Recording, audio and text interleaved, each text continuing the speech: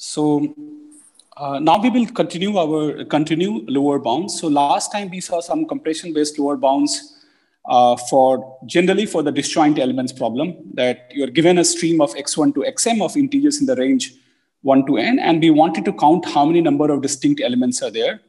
And we saw some compression-based lower bound that if you allow just deterministic algorithm, you need omega n bits of memory.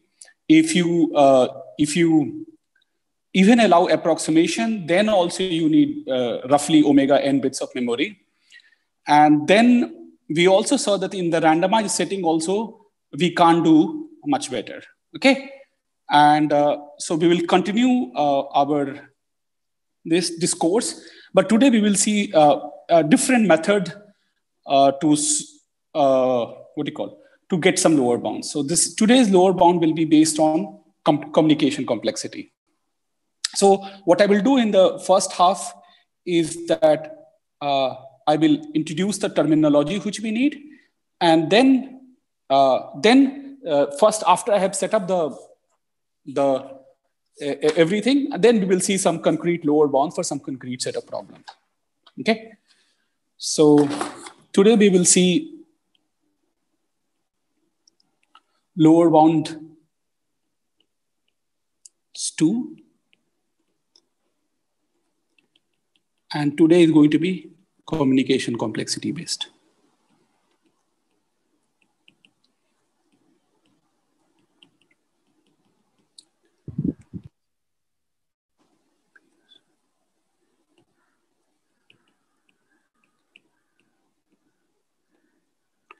Okay. So what are we going to have is that, look, this field is quite rich, and I will only be covering a very small amount of, I will just set up small set of definitions just to get our lower bounds. But if you are really interested in knowing this field, there are a couple of books on this, and one can have a look at that.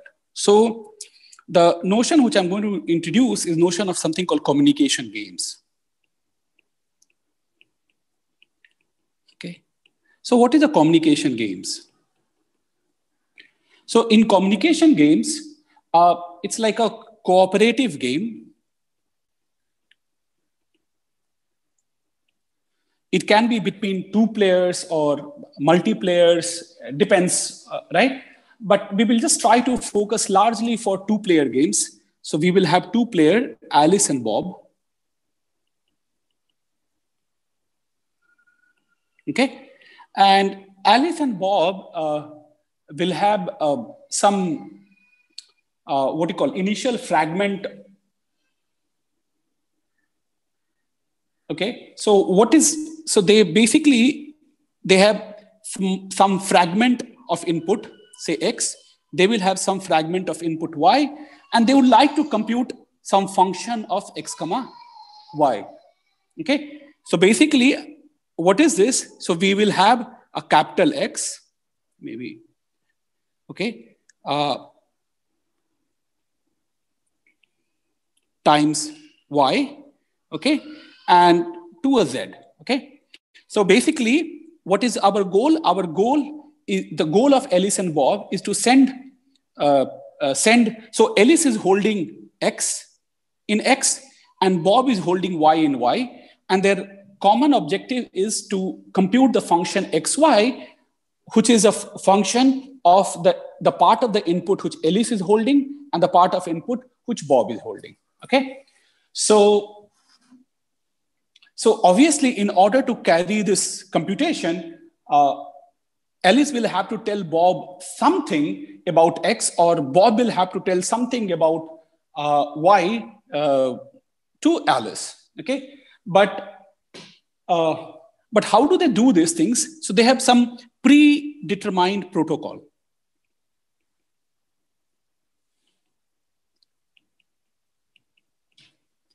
Okay, so they have a predetermined protocol, and like they follow this particular predetermined protocol. Okay, and so what Alice will do, so say for example, in one particular protocol, what could be that Alice needs to send some information about her input X to Bob. Okay. So this protocol basically instructs players to send messages. Okay. So think of this and by evaluating an appropriate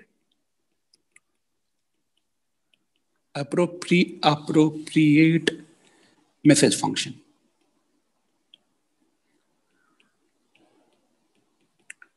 Okay, so for example,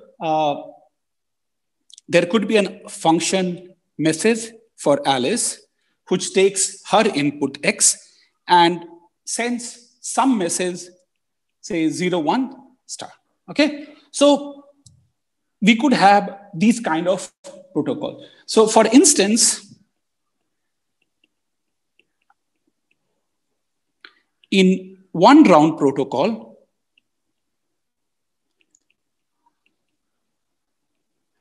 or one-way protocol, they're the same thing. What happens is that only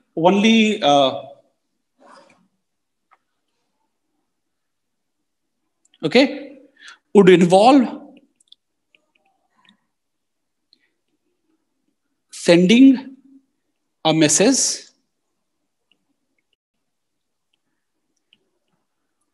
by Alice to Bob. Okay, okay, given a message function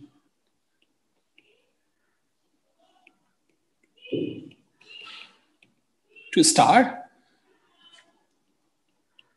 following which Bob would produce the output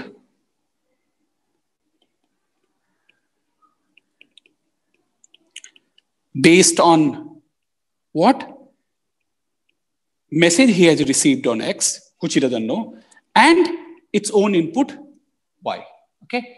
So for example, let's say, how will a 3-round protocol will work?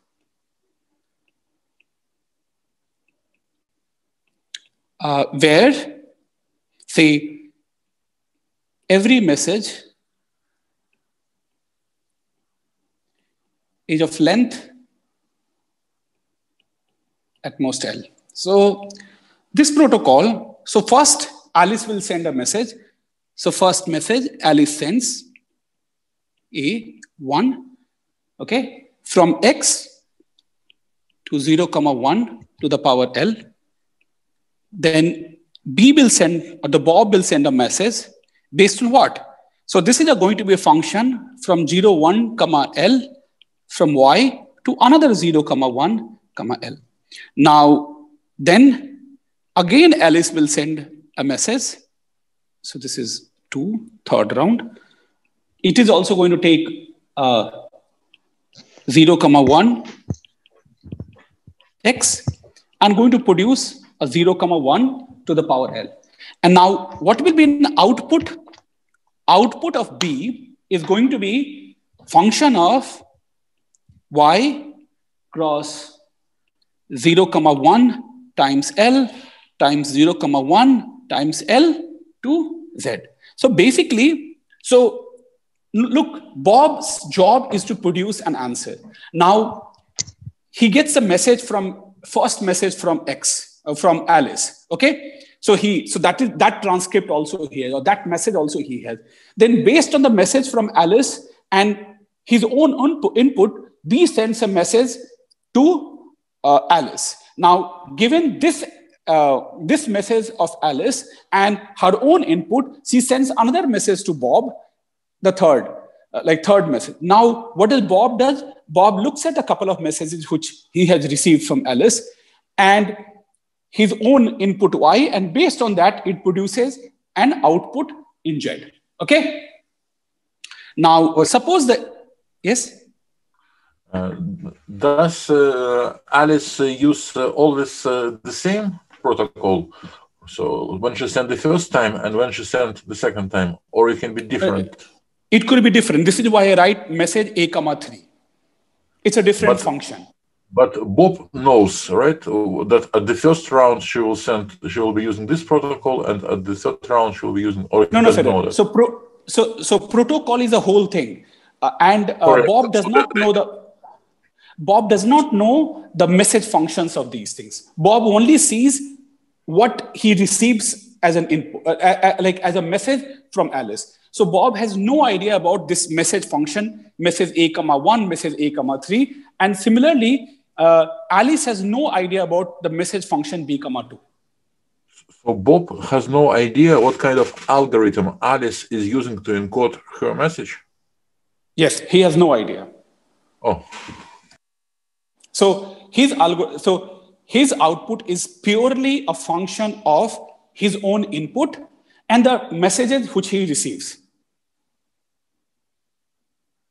Okay, but up until now, we have been talking about deterministic protocol. So a priori, Alice has fixed this function, like in some sense, and what I mean by this, so if you give him the same function, like same message and the same X, it is going to produce the same output all the time. Okay, is that clear?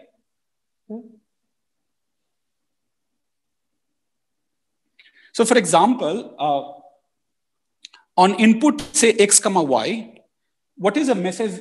What does Alice sends? So Alice sends W1 applied to message A, 1 applied to X.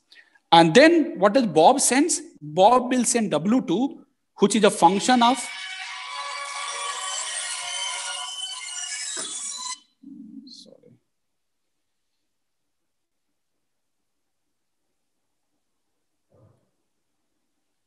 Okay, so what will W2 be? W2 will be this is a message B, 1, which is a function of what? W, 1, X, Y. Now, what is my W3? The message which Alice sends, it is going to be a function of, this is going to be function of W2, X. And finally, Z is going to be an output of B based on W1, W3, Y. Okay? Is this clear? Okay. So suppose we say pi, or to denote the above protocol, we use pi to denote above protocol.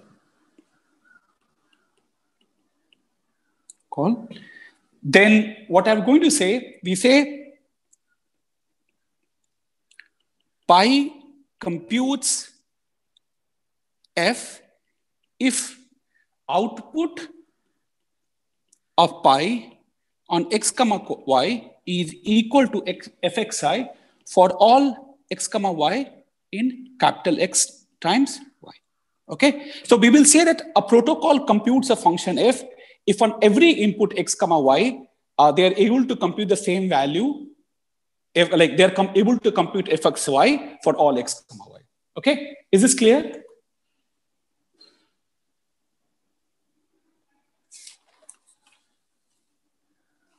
Okay, so how will we, so now we would like to define the cost of a protocol. So what is the cost of a protocol?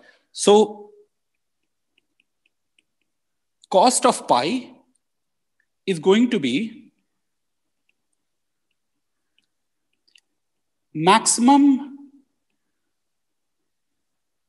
number of maximum number of bits communicated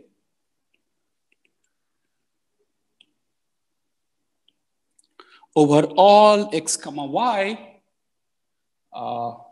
Okay. So basically what it means is that, look, so this is like a worst case complexity, right?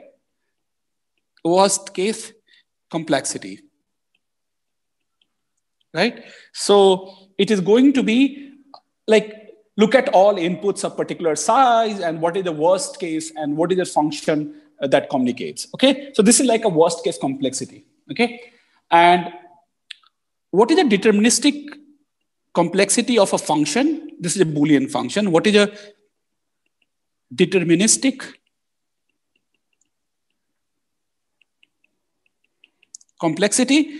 Well, this is going to be minimum over all pi such that pi computes f, okay? And it is cost of pi, okay? So what it basically means that among all the protocols that computes this particular function f, I take the one which minimizes the cost, okay? So that is a deterministic communication complexity of a function f. This is called deterministic communication complexity.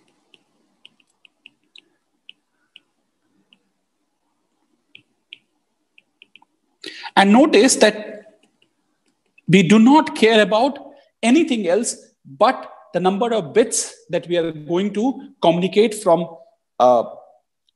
player 1 to another player, player 2 to another player, and so on and so forth.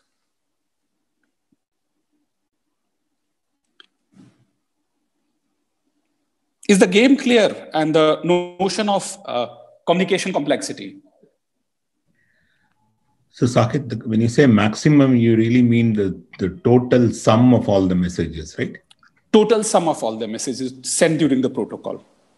Not that only Alice sends. So sometimes people also just study like how much Alice needs to send to Bob, and they do not care about what Bob needs to send Alice. But in our setup, we will communicate all the communication which has happened from player 1 to player 2 or from player to player 1. We just sum them up.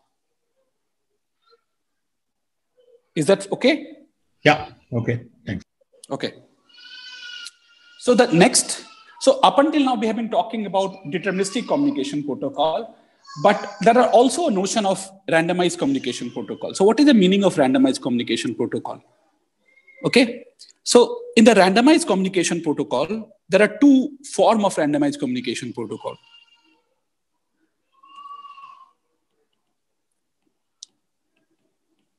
Okay. One is that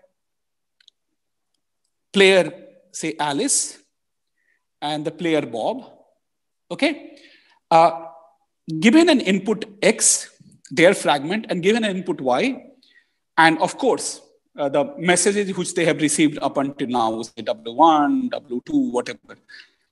Based on this, they can do some private coin tosses, okay, and then send another message, okay. Similarly, Y looks up all the messages it has received, messages he has received, and private coin tosses, and then sends a message to Alice. So apart from their own input, the messages they have received, they also have source of randomness in the sense that they can do some random coin tosses at their end and then come up with a message that they need to send to the other party. Okay. So if you notice, this randomness is local to both Alice and Bob. Okay. So this randomness is private to both Alice and Bob. Okay. So this is also called private coin randomized model.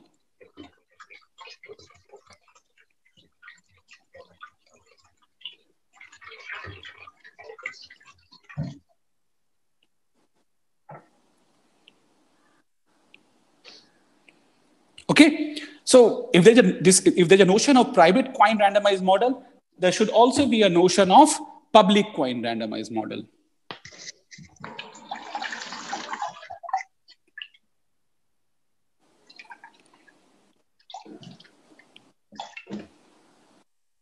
Okay, so in the public coin randomized model, what happens is that it's like the players are same.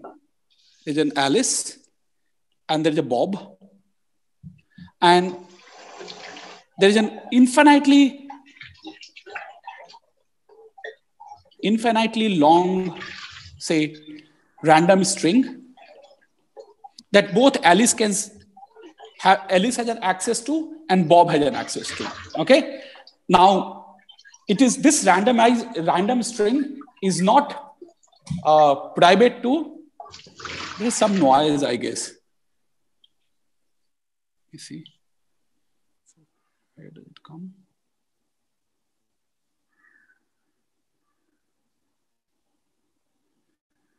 Okay, I think now it has stopped. Okay, can you still see my slides? See my screen? Yes. Yes, we can. Okay. Okay, thanks. So there's an infinitely long random string which both Alice and Bob has access to. And it has been made accessible to both Alice and Bob at the start of the string, at the start of the, at the start of the protocol. And these guys can access this random string whenever they wish to.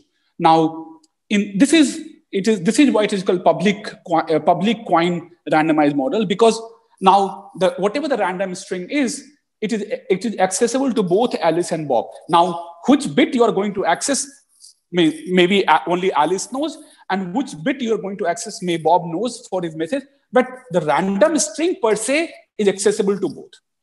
Okay? Or you can also decide in the beginning itself that, look, I'm going to use odd number of random bits, you're going to use even number of random bits. Things of this nature you can do. But it's not that you will do a random coin toss in locally in yourself. Okay? So you can tell already to Bob Ellis which all random bits you're going to access, and Bob will tell you which all random bits which he is going to access. Okay? Okay. So, so there are these two different models of randomized computation. And okay, so generally when people do not mention private or public, when nothing is mentioned,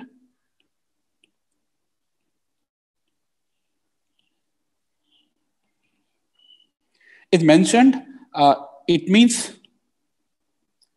public. Notice that if you have a lower bound on, this is the most, let's say, most easiest model, okay? In the sense that, if you have a lower bound in this model, then you will have a lower bound in private coin also model, as well as in the deterministic model also, okay? Do you see this? See, I can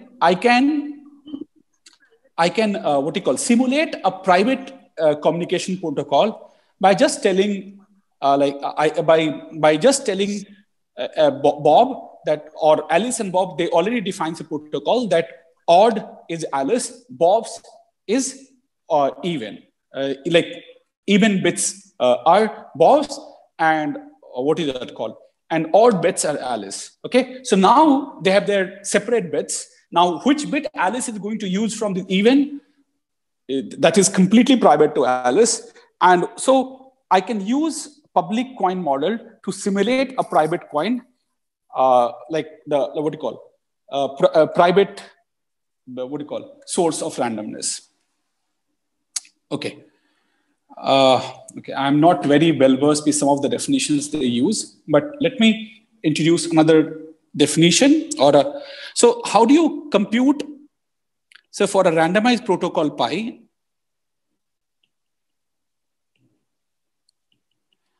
it is again, it is like cost to be the worst case, over all input strings, over all inputs, and all strings of the random string, all settings of the random string.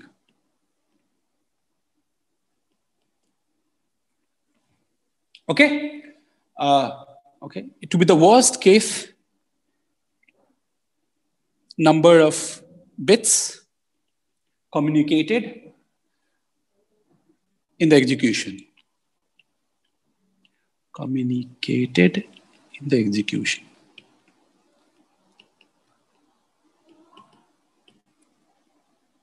Okay? And for each input XY, the output R is a random variable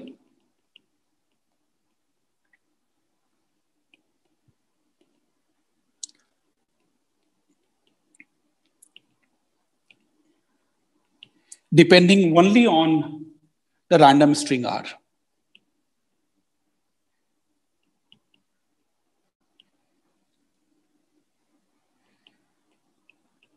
We say pi computes F with error delta if for all xy in x cross y, okay, probability that output of pi on xy R is not equal to fxy is less than equal to delta.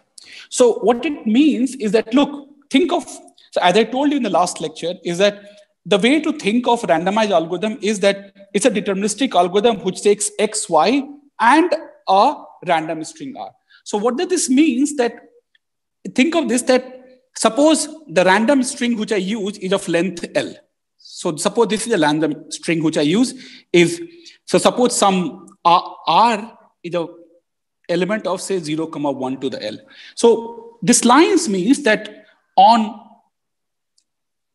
number of fraction of inputs, fraction of R for which this happens is less than equal to delta. So on at least 1 minus delta fraction of R, okay, 1 minus delta fraction of R, output is indeed equal to fxy. And this happens for every input xy. So basically what it tells us that we say that a randomized protocol pi computes f with error delta if on every input xy, fraction of string, which on fraction of strings of, or the fraction of strings of 0, 1 to the power L, on which the output of this randomized output of this algorithm is same as function xy, right? Is equal to, it's same as fxy. Okay, so there is a large number of inputs or the large number of random strings for which I'm not going to make a mistake. Okay, so this is all that it means in this setting. Okay, and now, so whenever people write, and how will you write? So this is written as R delta of F. So like you have a randomized protocol for F with error delta. And most of the time when people do not mention anything, this just means R 1/3 of F.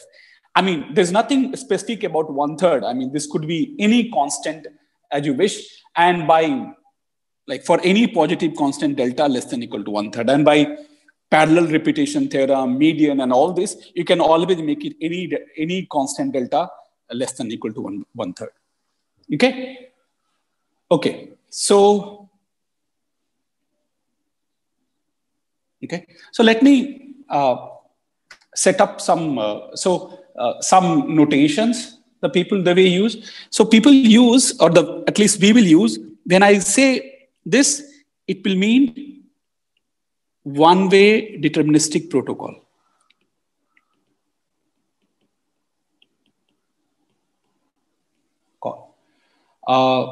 Okay. It is one-way randomized protocol. Okay, and this is in public coin model. Okay, I might also use, then this means one-way randomized protocol in private coin model. Okay. Okay. People also use K here, or F, or DKF to mean K-round protocol. Okay. Okay. Any question with these notations? Okay. So we would be interested in 3 or a specific type of 2-players game.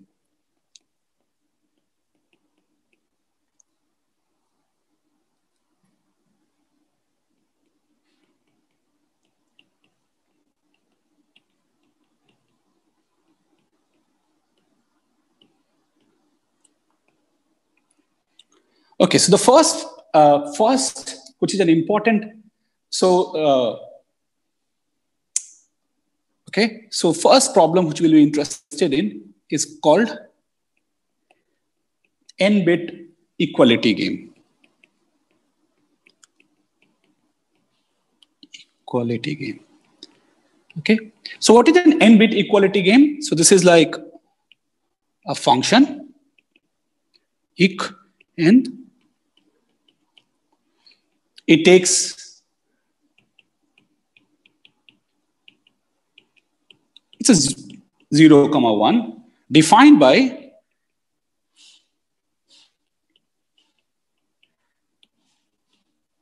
one if x equal to y, 0 otherwise. Okay, so you could have also, yeah. So this is an equality function. The second function we'd be interested in is n-bit index game.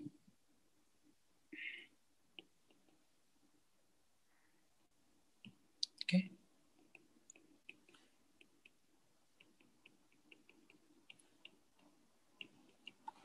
And this game takes dx. Okay.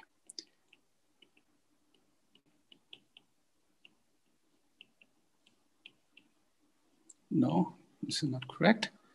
It takes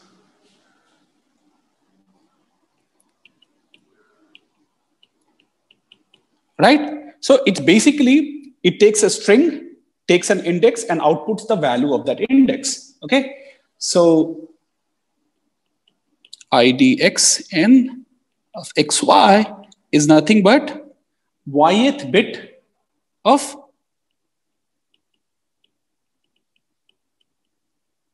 x. The another game which we will be interested in is, say, n-bit disjointness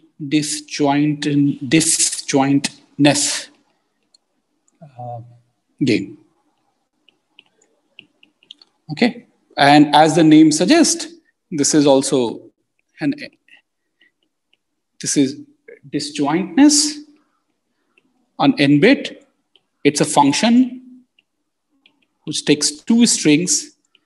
And look, all these are Boolean functions. They output 0 and 1. Okay, and this is defined is equal to 1 if x intersection y is equal to phi, 0 otherwise. I think we can also write, disjointness on x comma y is basically negation of and I equal to n or or of xi y. Yes. Okay. So these are the three games which will form the backbone of the kind of reductions we will be doing. And we will be able to do reductions from this. So we will need some results in these areas. It's not that we can't prove them. They're not very hard or something, but we'll first learn how to use them. And if we are in the game, then. Why they are called games?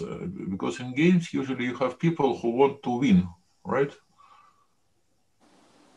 Oh, this I don't know, Feder.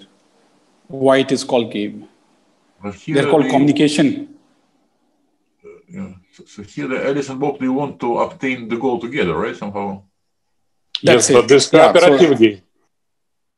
This is called cooperative game. This is correct. Okay, so you don't play against anyone. Okay. No, you're cooperating.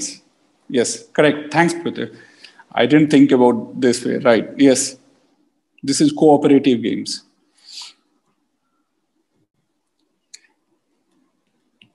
Mode and complexity bound.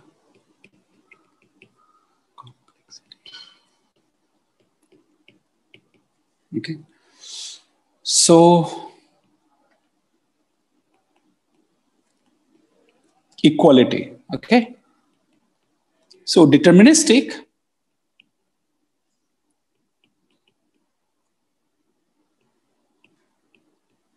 is at least n.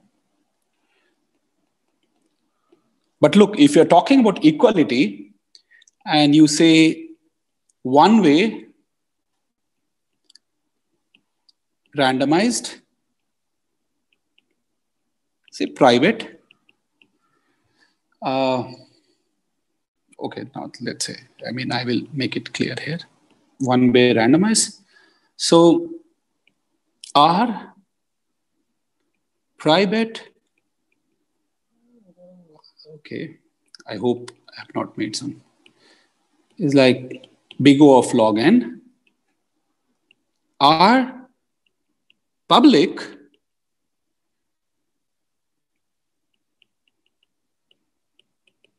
I will let you guess. Okay. And now let's go to IDX. So you see, if for equality, deterministic, I can give you a lower bound of n. But if I allow randomized private coin model, then I can give you an ordered log n communication protocol. And in fact, in public, I can give you order 1 communication protocol. Okay. Now for index n, one way deterministic, it is IDX n is at least n. IDX n, one way, but randomized. And if I do not say anything, it means in public coin model is omega n.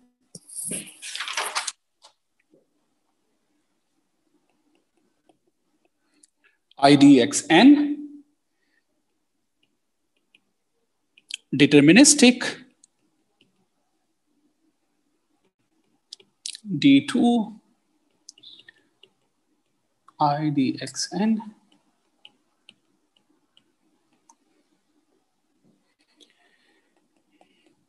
and the most disjoint.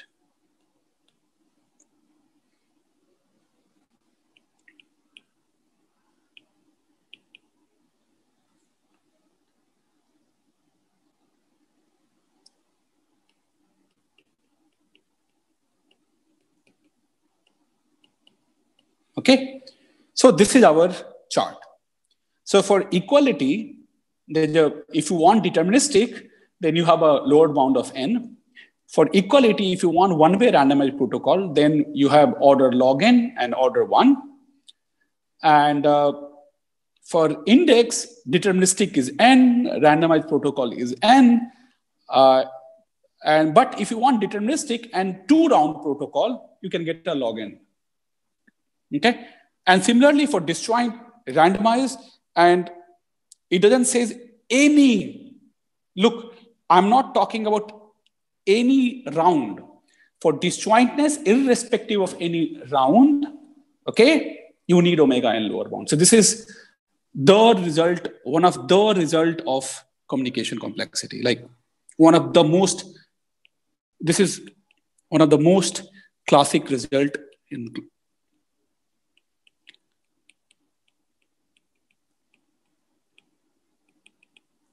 communication complexity. Okay, so irrespective of number of protocol, like number of rounds or anything, and all the power randomized, if you want to do disjointness, you need omega n bits of space. Okay, so first let me tell you, like we will come back and maybe do some of these lower bounds, but let's see how to use these lower bounds. Okay, starting from these lower bounds, what can be proved? Okay, but before we go, for index, can you tell me a 2-round protocol which is log n? It is actually trivial. Send the Y and then the other person gets the... Exactly. So Alice doesn't send anything. Bob sends Y, that is like his index, which takes log n bits. And then Alice just sends the bit position of that, and Bob outputs that. Right? So if you allow 2 rounds of protocol, then it is log n. But if you just allow 1 round of protocol, then we cannot do better than n, like in both deterministic as well as randomized. But so that is how we should see this disjointness in. So in that sense, notice equality.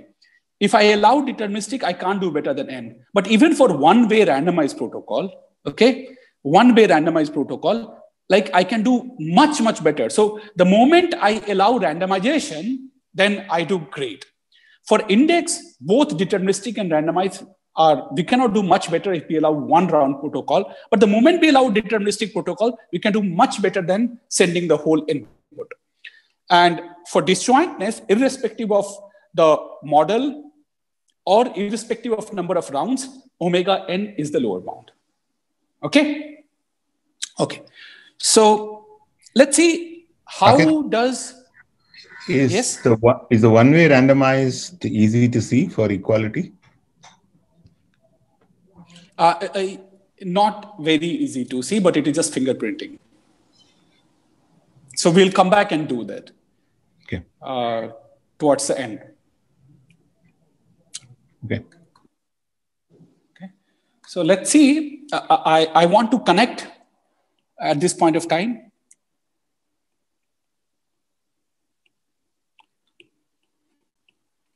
Some easy observation, okay? And that will connect. How does streaming algorithm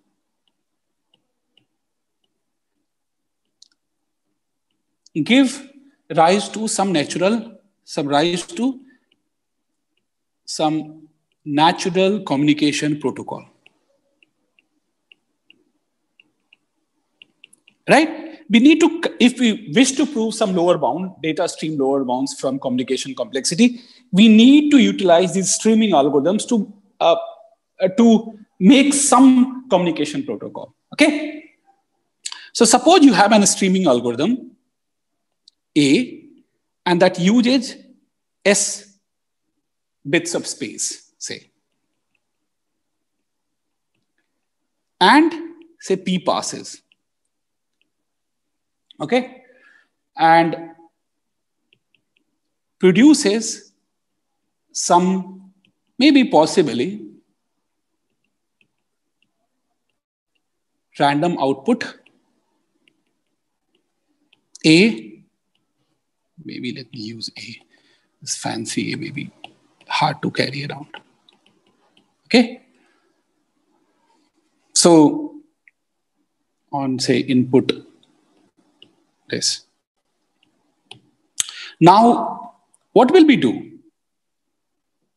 So suppose you want to simulate, say, T-player game, right? I have only talked about 2-player game, but suppose you wanted to simulate T-player game. So what happens in T-player game, basically, that you have a player P1, P2, PT, one sends information to other sends information to this, and finally this guy computes its function, computes the function. And in several round game, what will happen? Now this information comes here, it will then again read the stream and again read the stream, so on and so forth. So now to do this T-player game, from this, what will we do? We'll take our input, sigma and decompose this into T contiguous pieces of arbitrary length. Length are not important, okay, of arbitrary length. And now what will we do?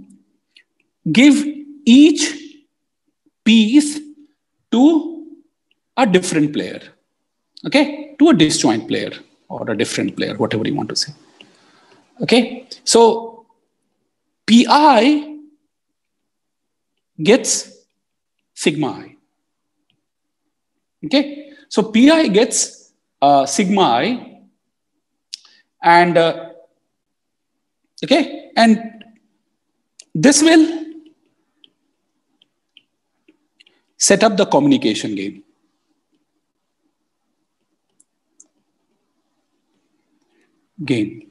Right? And what is the common goal?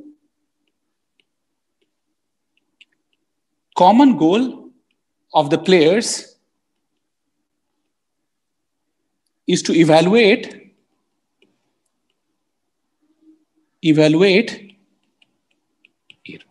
right? This is the common goal. So what will happen? So I think the best way to visualize this is that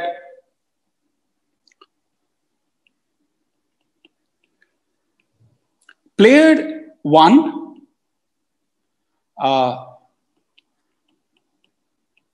processes sigma 1 on A, okay?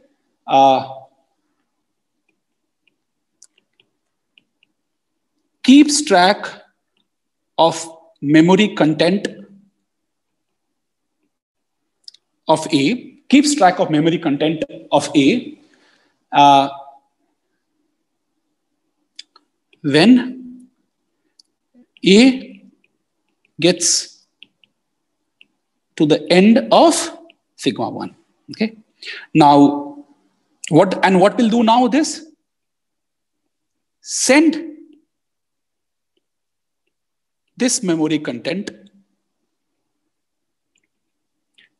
as message to player 2.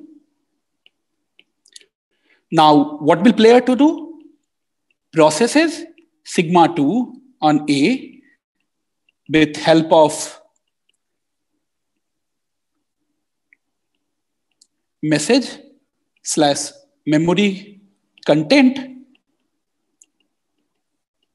it received from player 1, right? And then it also passes on and so on and so forth. Okay, so picturesquely, how it looks like. So if I had a 3-player, it will look like as follows.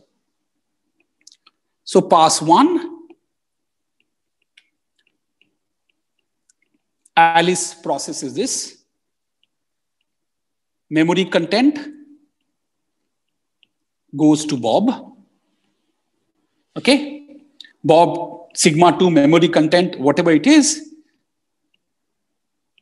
content passes to Charlie, and Charlie again moves back to pass 2, sigma 1, Alice memory content,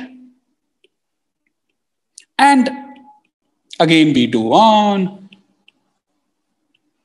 Bob, Charlie, and so on and so forth. And again, so you can have pass 3, right? So this is the way the communication protocol happens, okay? So given a streaming algorithm, we can set up a T-player games in this way. Now, what is a protocol? Protocol sends how many messages in total? Okay, the protocol causes TP minus 1 number of messages to be sent,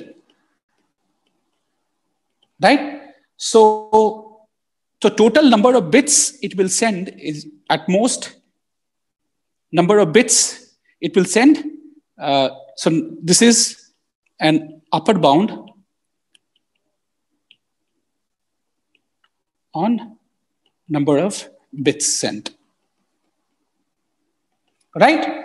And the most interesting case is when T equal to 2, the 2-player game, and P equal to 1, in which case it is just S bits of, okay?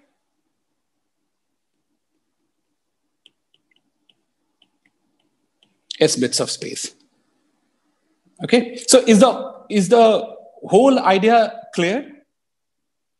Right? So this is an upper bound on the number of messages which will be sent, right? So upper bound has to be at least the lower bound on the communication protocol, right? And that will give us the number of bits that we need on the player, okay? So now let's, so this is just a general knowledge in the sense that given a streaming algorithm, how will we visualize that as a communication protocol? So how will we visualize that? So we will visualize that communication protocol is in a way that on a particular input, okay? So one player runs the streaming algorithm on the part of input, takes the content of that, passes on to the other player takes the content of these things and processes the algorithm all over again, okay? So it will become like the whole model will become very clear the moment we'll do some concrete examples. So let's do one concrete example to show lower bounds. So the theorem which we want to prove is the following. So a one-pass majority algorithm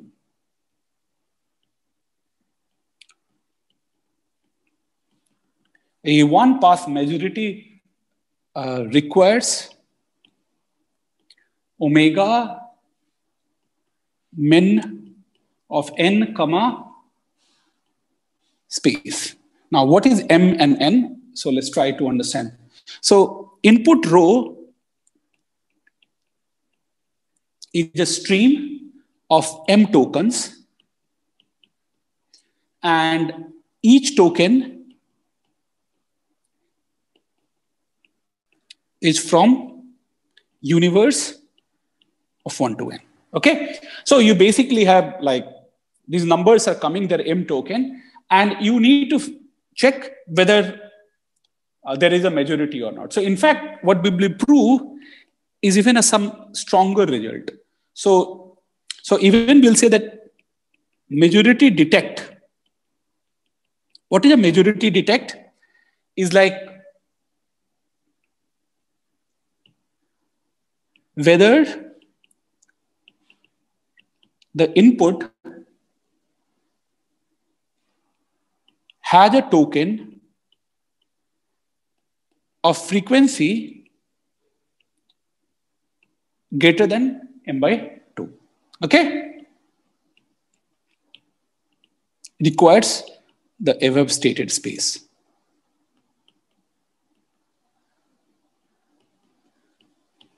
Okay? And we will show this by giving a reduction from index. Okay.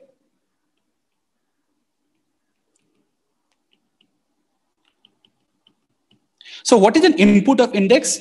There's a string X so this is string and this is an index. Need to output what? XY. Yth bit of X. Okay. So now, and I'm going to show, I'm going to set up a 2-player game. Okay. So now we will have Alice, and here is going to be Bob. So now what does Alice does is the following. So look, okay. So given an input X, what will Alice do? It is going to create, so look, what is X? If you recall, X is going to be some big bit, X1, X2, Xn, and it is element of this. It is going to produce, given this X, it is going to produce sigma 1, which is going to be A1, A2, dot, dot, dot,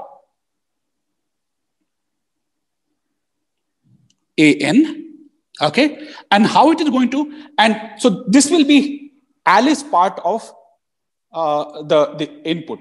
And on this, it will run the algorithm for the best good algorithm for majority detect and compute the, and take the, memory content of this, and it will pass that memory content to me. So he needs to create this, okay? So how will be AI defined? AI is defined simply as 2i minus xi. And now, what is Bob input? Bob also creates. Bob creates the stream B n times. Okay, but what is B? B is basically 2 times y minus 1. Okay. Now notice that, can there be anything else? The only possible majority is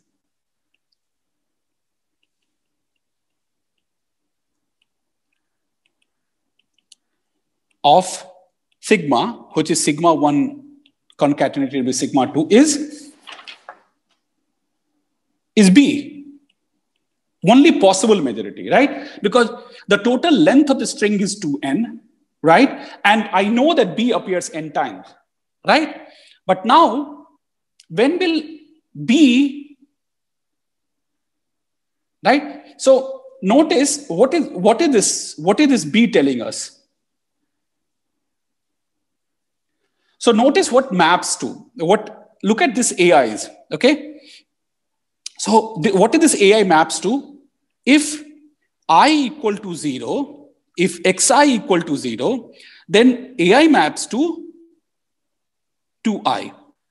If xi is equal to 1, AI maps to 2i minus 1, right? This is what it maps to, this particular index. Now, notice that for every index, we have 2 places to go. Either it's even place or it's odd place. It goes to the odd place. It goes to its odd place if and only if the bit corresponding to that slot is 1, right? So notice from here, what I can say from here is that B is in fact majority if and only if AY, which is 2i minus 1, if and only if AY equal to, that is index of x comma y, xy is equal to 1. Right? So now if you had a very good algorithm for majority detect, okay, a small space algorithm for majority detect, then what will Alice do? Alice will produce this input A1 to AN, okay? And run that good algorithm, compute its, take the memory content of that and pass that as a message to Bob. Now, Bob, based on that message and its own stream, okay, and will run that algorithm A. Because look, algorithm A only depends at any point of time what is the memory content and what is the stream which it comes. So for A, like already it has seen whatever it has seen A1 to AN. Based on that, it has the memory content. It's just that think of this way that A1 to, I'm going to run the algorithm A on the input. So my A is going to run on A1, A2, AN, B1, B2, BN. At this point of time, there is some memory content. Okay. Now, maybe when Bob needs to run its algorithm A on B1 to BN, if it gets the memory, so if I were to run A on A1 to AN, B1 to B1, at this point of time, all A needs, what is its memory content, and then it can process B1 to BN, right? So now that the Bob has this memory content and had this algorithm, it can probably go and say, look, now I take your memory and I have instantiated this memory with the memory which I have got from Alice. Now I'm going to run B1 to BN, which is same as running A on A1 to AN and B1 to BN. So at the end of this, it is going to have some memory content, right? Some memory content from which we can recover the majority, right? Or we can recover whether majority exists or not. If it says yes, then what is the bit I will return? 1. If it says no, then I'll return bit 0, and which is true because of the above correctness we have shown that B is in fact majority if and only if AY equal to 2y minus 1, if and only if the index, yth index, like the bit at the yth bit of X is 1, right? So this is a simple algorithm. Now, what is the meaning of this, right? But for index, for a deterministic protocol, what do we have a lower bound? So if you notice for index, in a deterministic protocol, for 1-way protocol, we have a lower bound of n, at least n, right? So now notice, in our case, so we have a lower bound on S of omega n. Sigma has m equal to n, which is equal to 2n. And this implies an omega n lower bound for all settings where m is greater than 2n and n is greater than 2n. In particular, we have shown that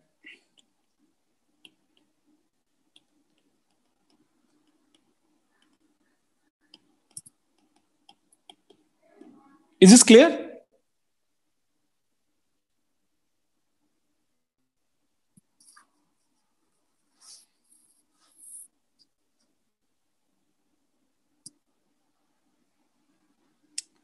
Is this lower bound clear?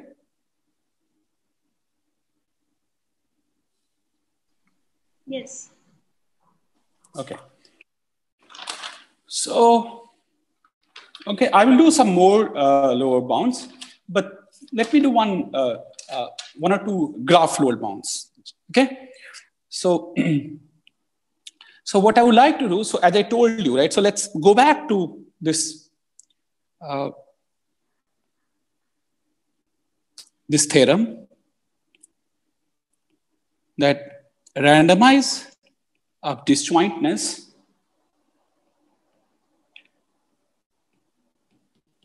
is omega n.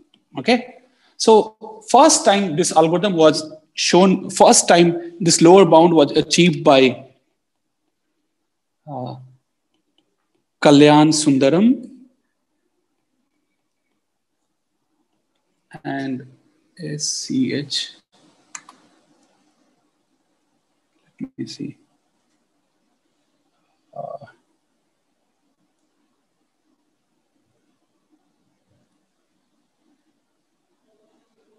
And what is his name? SCH Knetkar. Okay, in as old as 1992, and then first simplification, or rather conceptually slightly different proof was given by Raj Borov. Again in 1992, and later slightly more easier proof was given by Bar Osef et al. Bar Osef.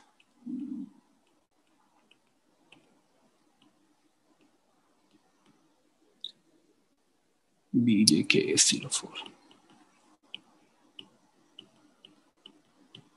in 2004. Okay, and it's not difficult once you read the proof, but it's not something which is like a part of a streaming course, in my opinion. Okay, so for now, I'm just going to believe this statement, and I'm going to use this to give you some amazing strong lower bounds for some simple problems. So every possibly randomized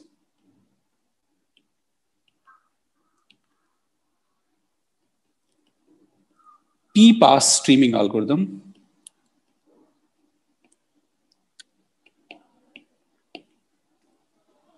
that solve connectedness,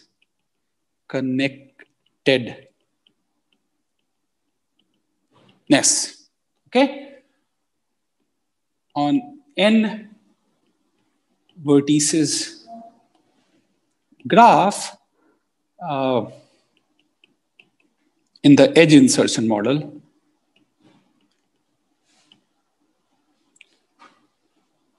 must use omega n comma p space. Okay, so you remember for p equal to 1 pass, we gave an omega, like order n log n bits algorithm for connectivity by just keeping the forwardest. So all our objective is whether the graph is connected or not. Okay, and we're going to show that that lower bound which we showed last time, upper bound we showed is actually tight. So for this, we are going to give a proof from disjointness. Okay, so for disjointness, we have two strings, x and y. Okay, and Alice and Bob is going to construct part of the edges, going to construct edges for the graph. Okay. Okay. So our vertex set V going to be, you will see, S, T, V1, V2, Vn. Okay. So now, what S is going to do, and if someone would have seen these kind of things, these are not something amazing. V1 to Vn. So what does Alice gives? What will Alice give? So Alice gives the following set of edges. Okay, the other Alice's is F Vi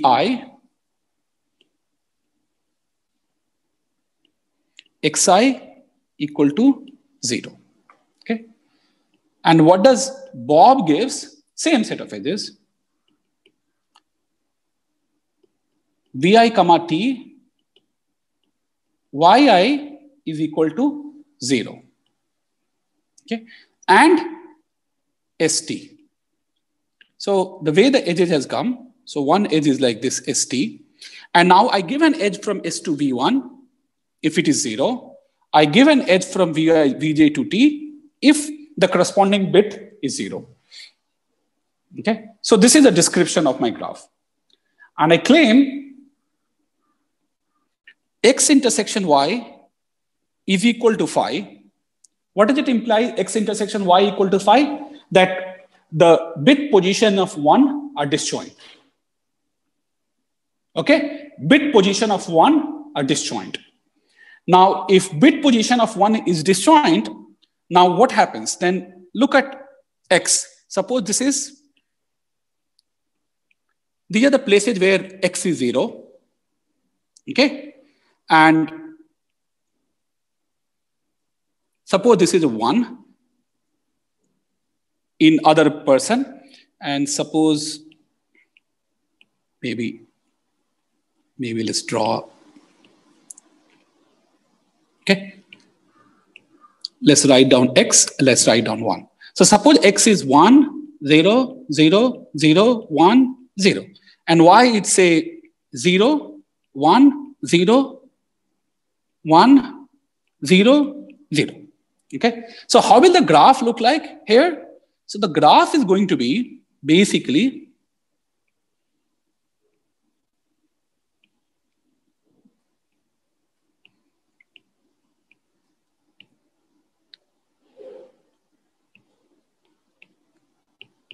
right. So will there be an edge from S to Y? No. But there will be a Y to T there. Here, will there be edge? Yes, there will be an edge from here to here, but there will be no edge from here to here. Well, will there be an edge to this guy? Yes, there will be an edge to both. Will there be an edge to 0, 1? Well, no, but this will be there. Will there be an edge here? No, this edge will be there. This edge will be there, this edge will be there, and this edge will be there. Okay? Okay. So now notice what is happening. Okay? So what is happening is that from S, I can reach all those places where zeros are. From T, I can reach all the places where 1 are. Sorry, from T, I can reach all the places where, yes? Should there be an H from 1 to T on the row number 4? Row number 4. 1, 2, 3, 4. Oh, this is wrong for that. This is not correct. This edge is not right. This edge should be this. Yes, you're right. Yes. So all I wanted to say, look at any location. If they are disjoint, then at least one of them is 0. So either S can reach that or T can reach that. And since S and T are reachable among each other with this edge, everybody can reach everybody. Okay? So if X intersection Y is phi, then this is fine. But suppose if X intersection Y is not equal to phi, it means at some place, both are 1. Then what will happen to this particular vertex then? If this would have been 1, then we would not put this edge also, we would not put this edge also, right? At that bit. It means that particular location, this vertex will be an isolated vertex, nobody can reach it. Okay? So this is very simple. Okay? So what we saw, that G is connected if and only if X intersection Y is equal to phi. Am I right? Okay. So what do we know about connectedness now, right? We know that disjointness has omega n lower bound, okay? Omega n lower bound, okay? So, omega n lower bound. So, suppose we had a p rounds of communication.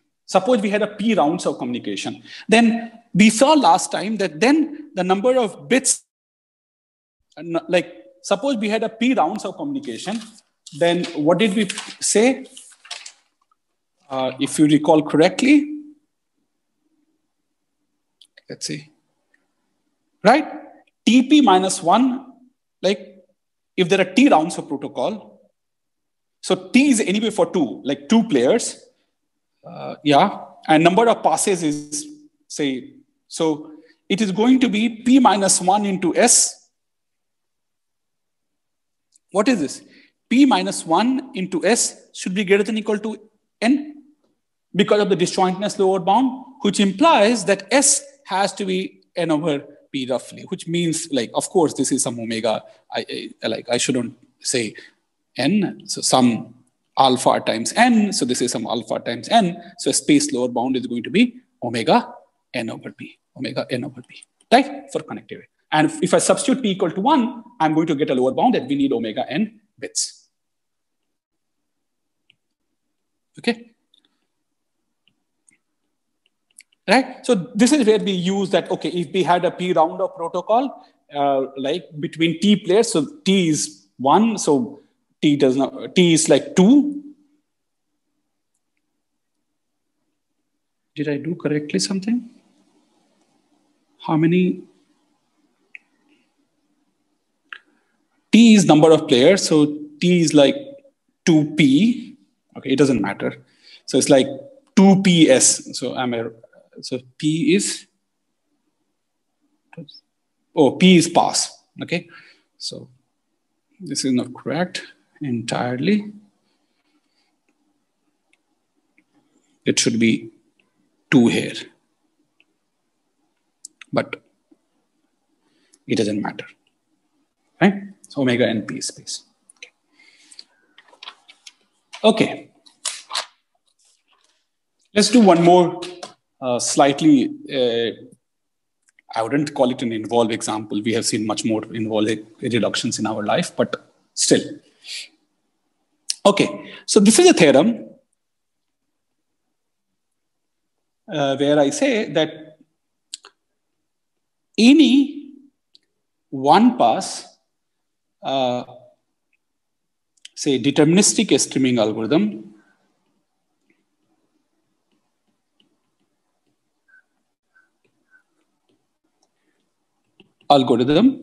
any one pass deterministic streaming algorithm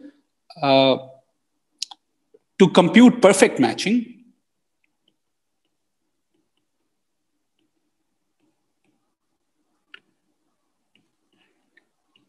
requires omega N square space. Okay, so look, it means to get this, I have to show, like, I have to come up with a smaller graph, right? And say that, look, if you can do this something interesting here, then you will imply the squared kind of lower bound on for the problem of our interest. So this is exactly what we will do. So in particular, let's see proof. So proof is going to be from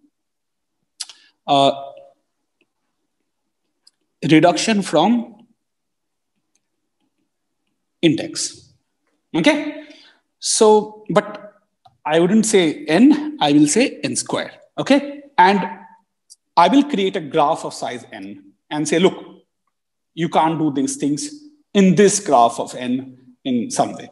Okay, so I'm going to say IDX of N squared. So basically think of this, that this is like long string. It is like some, or which is equal to say some N prime, doesn't matter.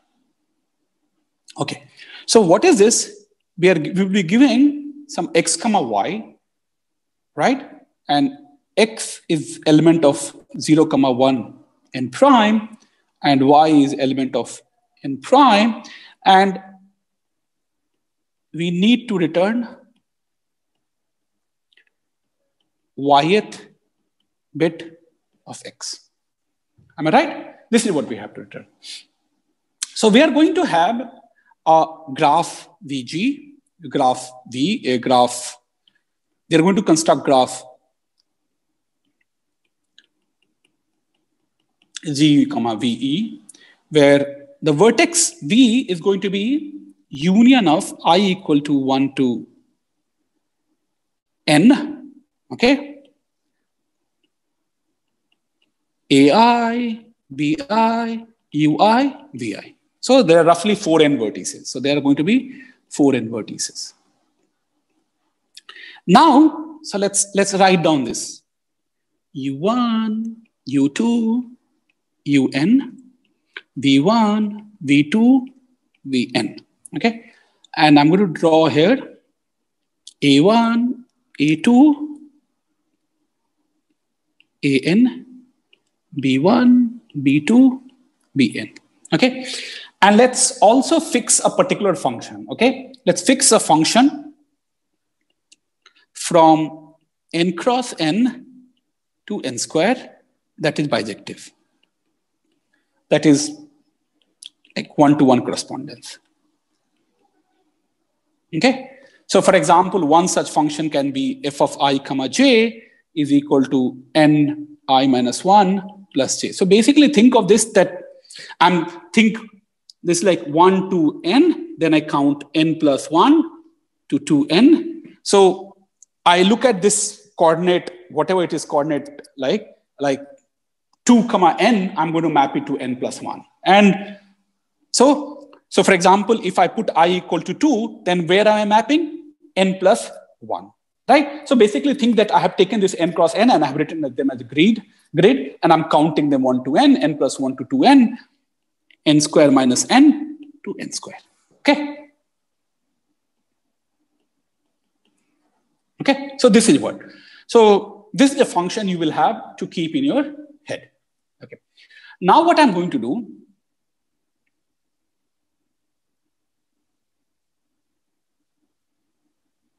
so okay. So now here, let's define an edges here.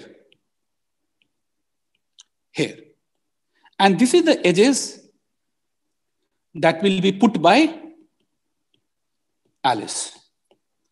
And what does the Alice puts here? So let's see what Alice puts. So she gives Ey Vj in E if, look at f of I comma j, that should be equal to 1. So basically all those coordinates I comma j, so you look at the string x, whichever coordinate is 1, I'm just going to put this edges here. Okay, so the number of edges here is going to be the number of ones in my string, bit string, right? So this is all that it is being done here. Okay, now what is Bob going to do? Well, Bob is going to put some green edges. What it is going to do? So he's going to give all the edges A1, A2, A2, A2. But what he will not give, AI, UI, no this edge. And this, what is this? Let's fix up, not I, let's say AP, UQ. What is AP, UQ? Okay, so let's see what is AP, UQ. So this is F of P comma Q is equal to Y. So basically, so remember, my input is also a string and a coordinate. So I'm saying which P and Q gives me the coordinate, gives me the index Y. So I'm not going to give the edge AP, UQ. Similarly, sorry, not AP, UP, I'm not going to give this edge. And I'm not going to give the edge VK, BP. So this edge I'm not going to give, and I'm going to give all other edge. So, but notice, A1 is a degree 1 vertex. A2 is a degree 1 vertex. Every one is a degree 1 vertex. And now what I'm going to give an edge, one more edge I'm going to add is AP,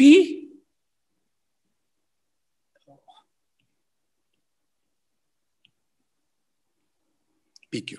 Okay, so here, so let me write it formally. Okay, so I give edges AI, UI, except for I is not equal to P, union, I'm going to give an edge VI, BI, except when I is not equal to Q, and union, I'm going to add the edge AP, BQ. Okay, going to add the edge AP, BQ. Okay, notice what happens in this case. Now notice that this particular graph has a perfect matching if and only if what? So notice, if this graph has a perfect matching, A1 must be matched to U1, E2 must be matched to U2, so on and so forth. And each AP has just degree 1. So the only way this guy can have a matching is that everybody will be matched except this UP and VQ, right? And when will UP and VQ will have an edge? If this particular bit is set to 1, right? Because how did we give edge in between? The way we gave edge in between, this UIA VJ, UIA comma VJ is an edge if the corresponding coordinate gives me 1, right? So now, if there's a perfect matching, what do I know? Oh, the bit which I was interested in, okay, this PQ comma bit is set to 1. Oh, if it does not have a perfect matching, it means the bit P comma Q, which was, it's 0. So by looking at whether graph has a perfect matching or not, I can get the value of the index which I was looking for. It is 1 if it has a perfect matching. It is 0 if it does not have a perfect matching. Okay, so from here, we can show the following. G has a perfect matching if and only if, what is this? If and only if UP VQ is in edge, and this is if and only if, right, index of X comma Y F PQ is equal to 1. That's it, right? Now, look, so what is my space lower bound? My space lower bound is omega n prime, right? But what is this n prime? Like, what is total number of vertices we used? Total number of vertices we used is n equal to 4n. So what is this n prime in terms of this little n? In terms of this little n, this n prime is nothing. What is this n prime? N prime is n squared. And so in terms of this n prime, in terms of this little n, is going to be omega n squared, right? So this implies that perfect matching requires omega n square space. So this is how you show omega n square lower bounds on this problem. So basically, you build a graph or build an object which is just square of the lower bounds which you're interested in, and that's it. Okay, so I think for today's lecture, this should be enough. We will do some more reductions and 1 or 2 more lower bounds like of this, and then we will move to a different topic on Wednesday. I think this is a good time to end. So we will see 1 or 2 examples, like we'll see how to prove 1 or 2 these lower bounds, and we'll see 2-3 more examples of lower bounds. Okay, so until there is further questions, I think I'm done for the day.